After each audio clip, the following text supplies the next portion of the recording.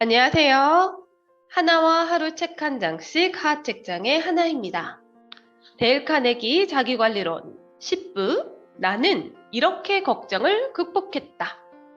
저자에게 영감을 준 32편의 생생한 이야기 마지막 시간입니다. 록펠러가 45년을 더 살았던 이유. 록펠러는 타고난 건강 체질이었다고 합니다. 23세에 이미 100만 달러를 벌었고 43세에 세계에서 가장 큰 독점 기업인 스탠다드 오일 컴퍼니를 세웠습니다. 하지만 53세에 쓰러지고 말았죠. 늘 긴장하며 걱정으로 가득 찬 날들이 이어지다 보니 건강이 망가질 대로 망가졌기 때문입니다. 의사들이 록펠러의 생명을 구하고자 그에게 3가지 규칙을 지키라고 조언했습니다. 죽을 때까지 철저하게 지켜야 할 규칙이었죠. 1. 걱정하지 마라. 어떤 일에도 어떤 상황에서도 걱정하지 마라. 2. 마음을 편히 가져라. 탁 트인 공간에서 가벼운 운동을 많이 하라. 3. 음식을 주의해서 먹어라. 아직 배가 덜 찼다 싶을 때 먹기를 그쳐라. 록펠러는 이 규칙들을 지켰습니다. 아마 그래서 살아났을 것입니다. 은퇴한 뒤 골프와 정원을 가꿨고 동네 사람들과 어울렸으며 게임과 노래를 했고 돈을 기부했습니다. 록펠러는 행복해졌습니다. 그는 완전히 다른 사람이 되어 걱정이라곤 전혀 하지 않았습니다. 록펠러가 걱정을 극복하기까지는 오랜 세월이 필요했습니다. 그는 53세 때 죽어가고 있었습니다. 하지만 98세까지 살아남았습니다. 천천히 나를 죽이고 있었다.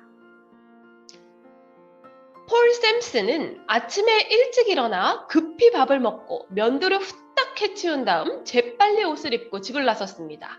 바람에 날아갈까봐 두렵기라도 한 듯 핸들을 꼭 쥐고 정신없이 차를 몰아 직장에 갔죠.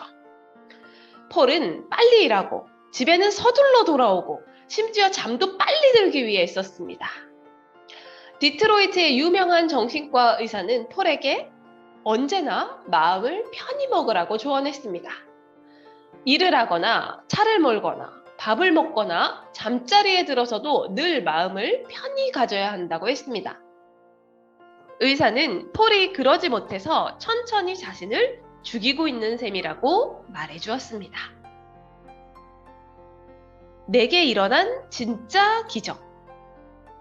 존 버거 부인은 걱정 때문에 완전히 무너졌다고 합니다. 모든 것이 혼란스럽고 걱정되어 삶의 소소한 기쁨마저 잃어버렸죠. 긴장한 나머지 밤에는 잠을 이루지 못했고 낮에는 마음이 편치 않았습니다. 아이 셋은 친척들 손에 맡겨져 뿔뿔이 흩어졌습니다. 전쟁이 일어나고 있었는데 전쟁 후에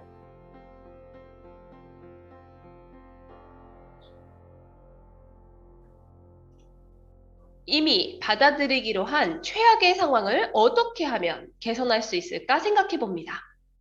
자기 힘으로는 도저히 어쩔 수 없는 일 때문에 걱정되면서 상황을 받아들이고 싶지 않을 때 자기는 다음 기도를 반복합니다. 군에서 전역한 지 얼마 안 된 남편은 법률사무소를 꾸리겠다며 다른 도시에 가 있었습니다. 이렇게 어수선한 분위기를 온몸으로 체감하고 있었습니다. 그러던 중 존 버거 부인의 어머니는 자신에게 충격을 주어 다시 현실과 싸울 수 있도록 용기를 주셨습니다. 자기가 삶에 대한 주도권을 스스로 포기한다며 심하게 나무라시고는 침대에서 일어나 전력을 다해 싸워보라고 독려하셨습니다. 그때 자기 상태는 어머니의 말씀처럼 상황에 맞서지 않고 두려워함으로써 이미 진 상태로 경기장에 들어서는 것과 다름없었습니다. 문제를 외면하고 도망치려 했기 때문이죠. 싸움을 시작하고 절대 굴복하지 마십시오. 극복하기 힘들어 보이는 상황이라도 직면해야 합니다. 싸움을 시작하고 절대 굴복하지 마십시오. 노동이라는 이름의 약.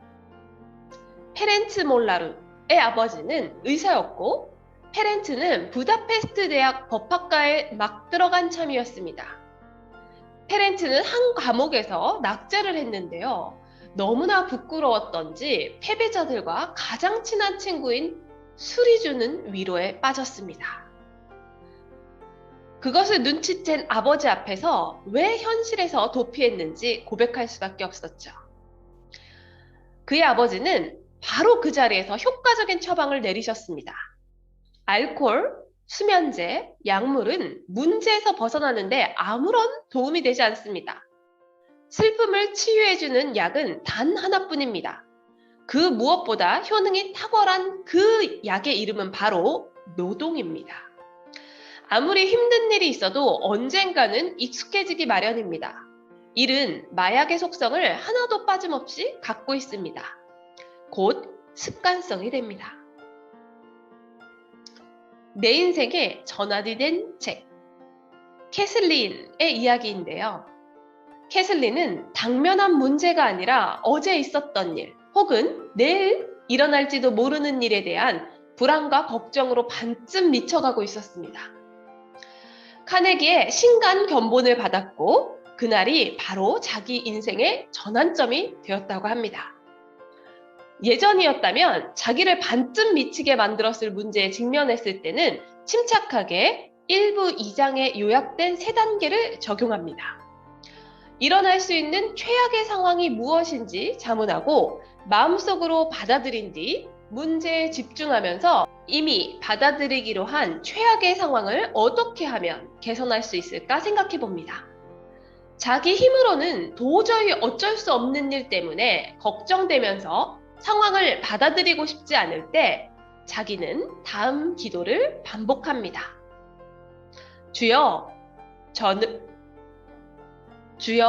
저를 평온하게 하소서.